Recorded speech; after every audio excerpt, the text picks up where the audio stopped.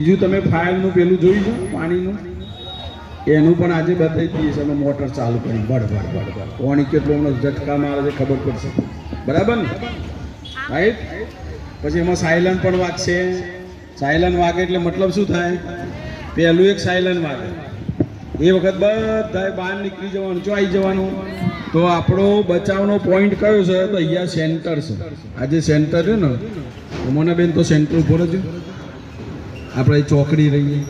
બધા છોકરાએ જ્યારે આપાત કોઈ પણ આવે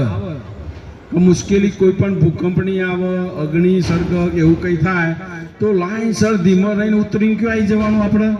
અહીંયા સેન્ટરમાં આવીને બેસી જવાનું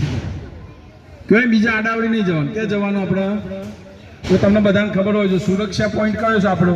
આ જે અત્યારે મોનાબેન ઊભા છે ત્યાંથી તમને ધીરે ધીરે બધાને બહાર કાઢી નાખશે બરાબર ને સમજણ પડી જઈ કે ના પડી